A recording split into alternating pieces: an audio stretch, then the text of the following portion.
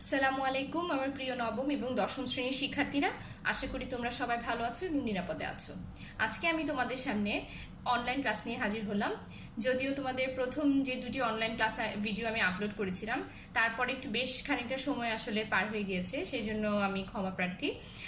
তো আসো আজকে আমরা আমাদের ক্লাসটি শুরু করি। আজকে তোমাদের আলোচ্য বিষয়টি হচ্ছে তোমাদের জন্য তোমাদের অধ্যায় 2-এর অর্থায়নের উৎস সম্পর্কে। তো চলো আর দেরি না করে আমরা আমাদের ক্লাসটি শুরু করি। আজকে আমার আলোচনা থেকে তোমরা যা যা শিখবে তা হচ্ছে অর্থায়নের উৎসগুলো কি বা অর্থায়নের উৎস কাকে বলে।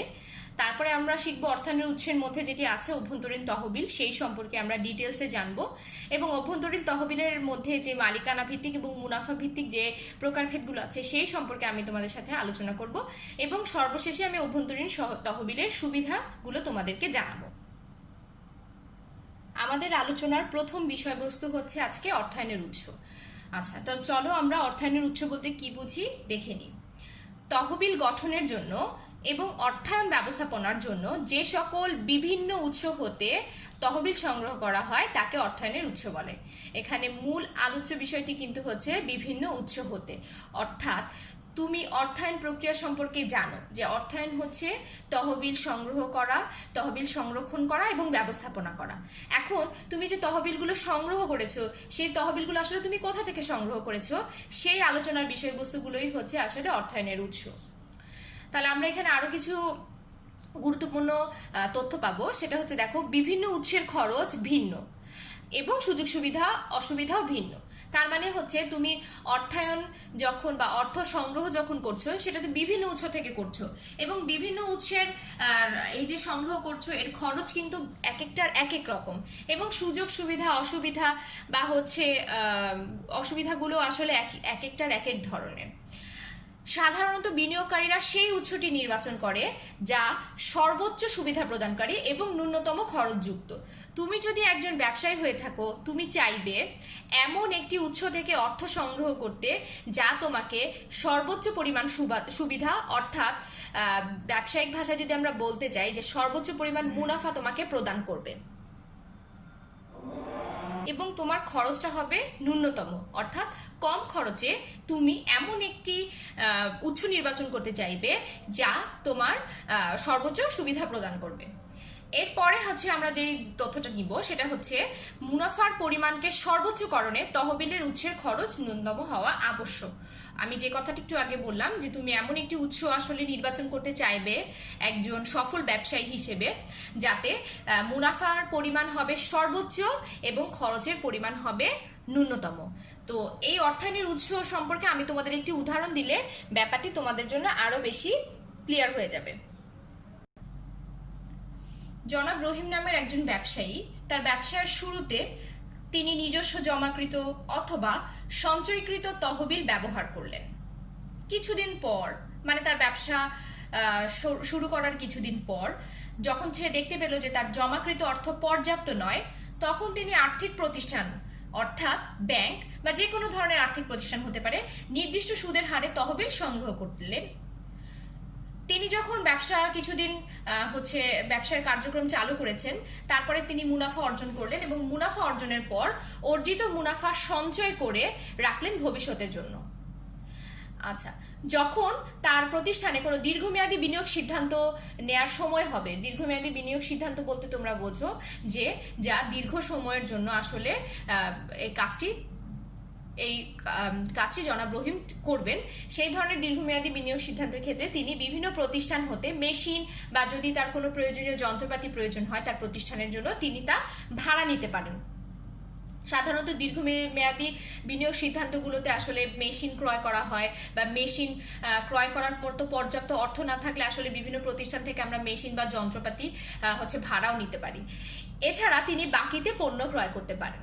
তাহলে এই যে তোমরা দেখতে পাচ্ছ নিজস্ব জমাকৃত অর্থ, তারপর হচ্ছে আর্থিক প্রতিষ্ঠান হতে নির্দিষ্ট সুদের হারে তহবিল সংগ্রহ, এবং এই যে অর্জিত মুনাফা যা সঞ্চয় করেছেন তিনি, অথবা তিনি বিভিন্ন প্রতিষ্ঠান থেকে যে মেশিন ভাড়া নিয়েছেন এবং বাকিতে পণ্য ক্রয় করেছেন, এগুলোই হচ্ছে জনাব রহিম নামের একজন ব্যবসায়ীর ক্ষেত্রে অর্থায়নের উৎস।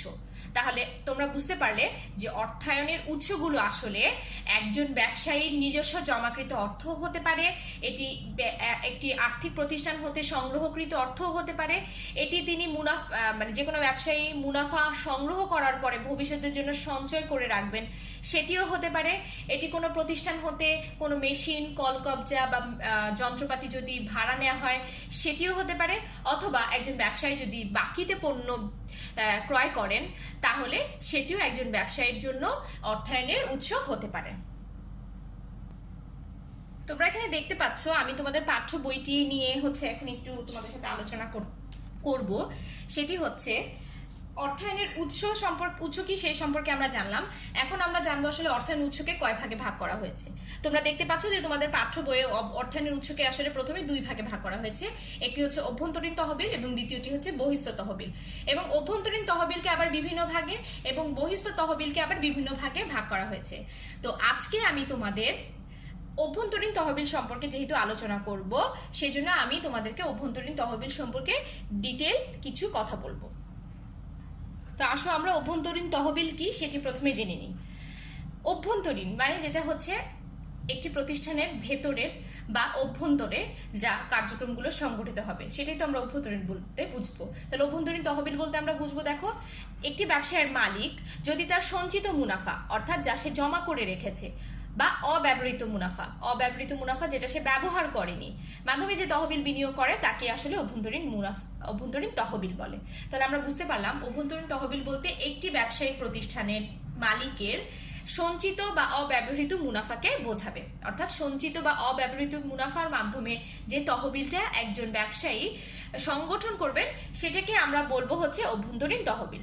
তো আমরা দেখতে পাচ্ছি অভ্যন্তরীণ তহবিলকে আমরা দুটি ভাগে ভাগ করেছি।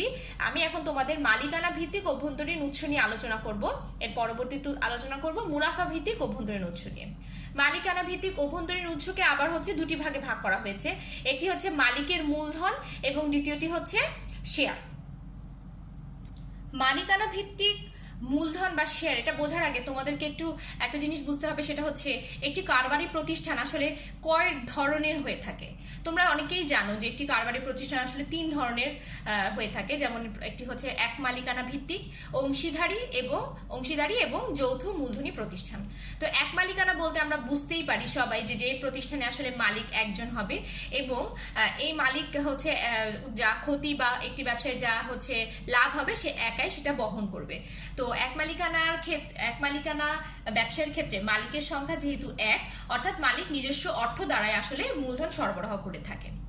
এরপরে হচ্ছে অংশীদারি কারবার বলতে আসলে আমরা যেটা বুঝি সেটা হচ্ছে অংশ ভাগ করে নেয়া, অর্থাৎ একের অধিক ব্যক্তির মাঝে যখন একটি ব্যবসায়ের অংশটা ভাগ হবে, অর্থাৎ দুই বা ততোধিক অংশীদার বৃন্দ মূলধন যখন সরবরাহ করবে তখন সেটা হচ্ছে অংশীদারি কারবার। যেহেতু একটি অংশীদারি কারবারে দুইয়ের অধিক বা দুইজন বা দুইয়ের অধিক ব্যক্তিবর্গ নিয়ে সংগঠন করা হয়, তাহলে মূলধনটা অবশ্যই তাদের হচ্ছে সমানভাবে বা তারা হচ্ছে আলোচনার উপর ভিত্তি করে মূলধন সরবরাহ করবে।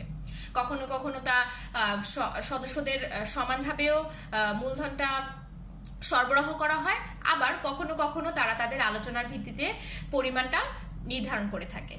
এরপরে যৌথ মূলধনী প্রতিষ্ঠান, যে প্রতিষ্ঠানটির কার্যক্রম একটু জটিল এবং এই দুটোর তুলনায় একটু ভিন্ন রকম, এই ধরনের প্রতিষ্ঠানগুলো আসলে শেয়ার ইস্যু করার মাধ্যমে মূলধন সরবরাহ করে। তাহলে আমরা মালিকের মূলধন বলতে আসলে বুঝতে পারলাম যে এক মালিকানা এবং অংশীদারি কারবারে হচ্ছে মালিকের মূলধন বলতে আমরা বুঝলাম যে এক মালিকানা এবং অংশীদারি কারবারে এরা হচ্ছে নিজেদের নিজস্ব অর্থের মাধ্যমে অর্থায়ন বা অর্থের উৎসগুলো সংগ্রহ করে থাকে, এবং যৌথ মূলধনী কারবার বা যৌথ মূলধনী প্রতিষ্ঠান আসলে শেয়ার ইস্যু করার মাধ্যমে হচ্ছে মূলধন সরবরাহ করে থাকে। শেয়ার কি এই কথাটি আমি তোমাদেরকে এর আগের ক্লাসে বলেছি, ইনশাআল্লাহ নেক্সট ক্লাসে আরো হচ্ছে বা পরবর্তী ক্লাসগুলোতে আরো ডিটেলস তোমাদেরকে বোঝাবো। এবার দেখো একটু যৌথ মূলধনী প্রতিষ্ঠান আবার দুই ভাগে বিভক্ত, একটি হচ্ছে প্রাইভেট লিমিটেড কোম্পানি এবং দ্বিতীয়টি হচ্ছে পাবলিক লিমিটেড কোম্পানি। এখন প্রাইভেট লিমিটেড কোম্পানি বলতে আমরা আসলে কি বুঝবো, সাধারণত যে কোম্পানির সদস্য সংখ্যা 2 থেকে 50 জন হয় এবং এরাও শেয়ার বিক্রয় করার মাধ্যমে হচ্ছে অর্থায়ন করে থাকে, তবে এদের শেয়ার বিক্রয় করে এরা নির্ধারিত মালিকদের মধ্যে, অর্থাৎ কোম্পানির ভেতরেই তারা শেয়ারগুলো ক্রয় বা বিক্রয় করে থাকে। এবং পাবলিক লিমিটেড কোম্পানি হচ্ছে সেই ধরনের কোম্পানি যাদের সদস্য সংখ্যা সর্বনিম্ন হবে 7 এবং সদস্যদের সর্বোচ্চ সংখ্যা হবে শেয়ার দ্বারা সীমাবদ্ধ সংখ্যা, এবং এরা শেয়ার বাজারে শেয়ার বিক্রয় করে আসলে মূলধন সংগ্রহ করে থাকে। এখানে একটু তোমরা দেখতে পাচ্ছ যে প্রাইভেট লিমিটেড কোম্পানি কিন্তু অর্থায়ন করছে একটি কোম্পানির ভেতরেই তাদের নির্ধারিত শেয়ার হোল্ডারদের মাঝখান থেকে অর্থ সংগ্রহ করছে। আর পাবলিক লিমিটেড কোম্পানি যেখানে শেয়ার বাজারে অর্থাৎ যেখানে শেয়ার ক্রয় বিক্রয় করা হয় সেখানে শেয়ারের বিক্রয়ের মাধ্যমে আসলে মূলধন সংগ্রহ করছে।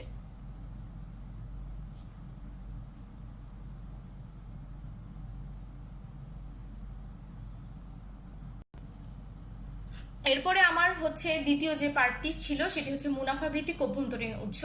তো মুনাফা ভিত্তিক অভ্যন্তরীণ উৎসের আগে আসলে মুনাফা বলতে তোমরা কি বুঝো? যখন একটি প্রতিষ্ঠানে আয় থেকে ব্যয় বাদ দেওয়া হয় তখন আসলে মুনাফা পাওয়া হয়, সেটি হচ্ছে মোট মুনাফা। এবং মোট মুনাফা থেকে যখন খরচ এবং কর বাদ দেওয়া হয় তখন নিট মুনাফা পাওয়া যায়। তো তোমরা বুঝতে পারলে আসলে একটি প্রতিষ্ঠানের আয় থেকে ব্যয় বাদ দেওয়ার পরে আসলে প্রতিষ্ঠানটি মুনাফা অর্জন করতে পারে। তাহলে মুনাফা ভিত্তিক অভ্যন্তরীণ উৎসগুলো আসলে 3 ভাগে ভাগ করা হয়েছে: অবন্টিত মুনাফা এবং সঞ্চিত তহবিল, লভ্যাংশ সমতাকরণ তহবিল এবং বিধিবদ্ধ সঞ্চিতি। তাহলে আসো আমরা প্রথমে বুঝে নিই যে অবন্টিত মুনাফা এবং সঞ্চিত তহবিল বলতে কি বুঝো। অবন্টিত মুনাফা মানে হচ্ছে বন্টিত মানে কি বন্টন করা, আর অবন্টিত বলতে আমরা বুঝবো যে অংশটা আসলে বন্টন করা হয়নি। এবং সঞ্চিত মানে কি বলতো, জমা করা। আচ্ছা আসো নিট মুনাফা, একটু আগে আমি কিভাবে নিট মুনাফা পাওয়া যায় সেই সম্পর্কে বলেছি। তো নিট মুনাফা যখন শেয়ার হোল্ডারদের মাঝে বন্টন করা হয় না, তা আবার কারবারে বিনিয়োগ করা হয়, তাহলে এই বিনিয়োগকৃত অর্থগুলোকেই বলা হবে অবন্টিত মুনাফা। এই অবন্টিত মুনাফার মাধ্যমে তহবিল গঠন করা হয়, আর এই তহবিল গঠন করা হয় একে বলা হয় সঞ্চিত তহবিল, এবং তা ভবিষ্যতে ব্যবসা সম্প্রসারণ অথবা আর্থিক সমস্যা মোকাবেলা করার জন্য সংগ্রহণ বা গঠন করা হয়। তাহলে তোমরা বুঝতে পারলে যে নিট মুনাফা শেয়ার হোল্ডারদের মাঝে আমরা বন্টন না করে যদি কারবারে বিনিয়োগ করি তাহলে সেটাকে আমরা বলবো হচ্ছে অবন্টিত মুনাফা, এবং সেই অবন্টিত মুনাফা মাধ্যমে যে তহবিলটা গঠন করা হবে সেটাকে বলা হবে সঞ্চিত তহবিল। আর এই সঞ্চিত তহবিল কেন গঠন করা হয়? সঞ্চিত তহবিল গঠন করার কারণটি হচ্ছে একটি ব্যবসা প্রতিষ্ঠান যদি ভবিষ্যতে সম্প্রসারণ করতে চায় অথবা ভবিষ্যতে কোনো আর্থিক সমস্যা মোকাবেলা করতে চায়, তখন সঞ্চিত তহবিলের অর্থের মাধ্যমে তারা সেই কাজটি করতে পারবে।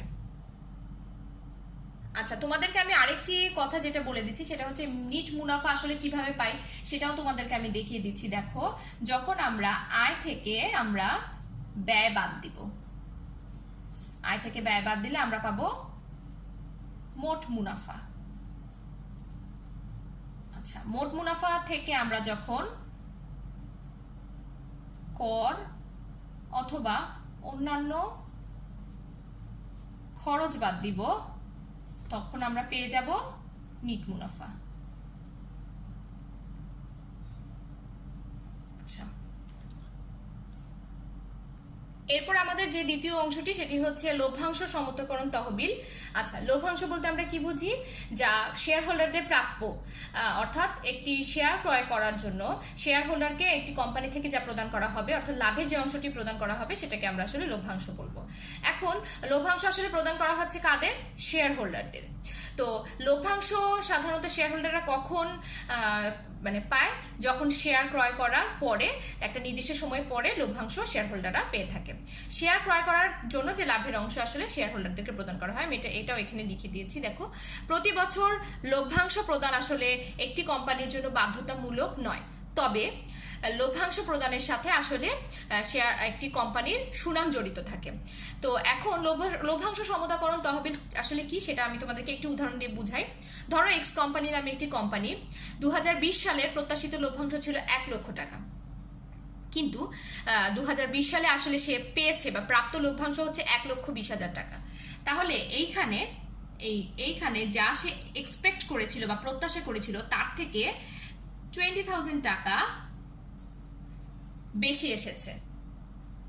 তার প্রত্যাশা ছিল সে 1 লক্ষ টাকা পাবে বা 1 লাখ টাকা পাবে, কিন্তু তার আশা এসেছে হচ্ছে 1 লক্ষ টাকা তো এসেছেই, সাথে আরো এক্সট্রা 20,000 টাকা এসেছে, মানে 1,20,000 টাকা এসেছে। তো এই যে অতিরিক্ত যে হচ্ছে লভ্যাংশ, প্রত্যাশার বাইরের যে লভ্যাংশটা, এই লভ্যাংশটা একটা প্রতিষ্ঠান ইচ্ছা করলে তহবিল গঠন করে তা জমা করে রেখে দিতে পারে। আর সেই যে তহবিলটা গঠন করে হচ্ছে জমা করে রাখবে সেটাকে বলা হবে লভ্যাংশ সমতাকরণ তহবিল। এখন তোমাদের মনে প্রশ্ন আসতে পারে যে কেন এই অতিরিক্ত অংশ হচ্ছে জমা করবে? এটা তো ইচ্ছা করে শেয়ার হোল্ডারদের মাঝে বন্টন করে দিতে পারে। যদি প্রতিষ্ঠান ভবিষ্যতে আরো তাদের ব্যবসা সম্প্রসারণ করতে চায় অথবা যে কোনো ধরনের আর্থিক সমস্যার সম্মুখীন হয়, তখন তারা এই অতিরিক্ত যে তহবিল সংগ্রহ করে রেখেছে সেটার মাধ্যমে তারা তাদের সেই সমস্যাগুলো সমাধান করতে পারবে। আচ্ছা, এবার আসো বিধিবদ্ধ সঞ্চিতি। আচ্ছা, একটি কোম্পানির মানে আসলে প্রত্যেকটি কোম্পানি কিছু নিয়ম নীতি অনুসরণ করে চলে, অর্থাৎ প্রত্যেকটি কোম্পানিরই নিজস্ব কিছু বা হচ্ছে কোম্পানির কিছু নিয়ম নীতি আছে যা অবশ্যই তাকে অনুসরণ করতে হবে। তো বিধিবদ্ধ সঞ্চিতি বলতে কি বুঝি আমরা আসলে দেখি, বিধিতে অথবা কোম্পানির নীতিতে যে সঞ্চিতি লিপিবদ্ধ আছে, আচ্ছা সেটি হচ্ছে আসলে বিধিবদ্ধ সঞ্চিতি। প্রত্যেকটি কোম্পানি কিছু নিয়ম নীতি অনুসরণ করে চলে। আমি একটু আগে তোমাদেরকে বলেছি বিধিবদ্ধ সঞ্চিতির নিয়ম অনুযায়ী নির্দিষ্ট পরিমাণ অর্থ সঞ্চয় করে রাখতে হয়। অর্থাৎ একটি কোম্পানির বিধিবদ্ধ সঞ্চিতির আন্ডারে কিছু নিয়ম থাকবে এবং সেই নিয়মের মধ্যে একটি নিয়ম হচ্ছে তাদেরকে নির্দিষ্ট পরিমাণ অর্থ অবশ্যই তহবিল আকারে জমা করে বা সঞ্চয় করে রাখতে হবে। তো আশা করি তোমরা মুনাফা ভিত্তিক অভ্যন্তরীণ উৎস সম্পর্কে বুঝতে পেরেছো। আজকে এ পর্যন্তই ছিল আমার তোমাদের জন্য আলোচ্য বিষয়বস্তু। ইনশাল্লাহ আমি নেক্সট ক্লাসে তোমাদেরকে বাকি টপিকগুলো ধীরে বুঝিয়ে দিব ভালো মতন। সেই পর্যন্ত তোমরা ভালো থাকবে, সুস্থ থাকবে। সবাইকে অনেক অনেক ভালোবাসা।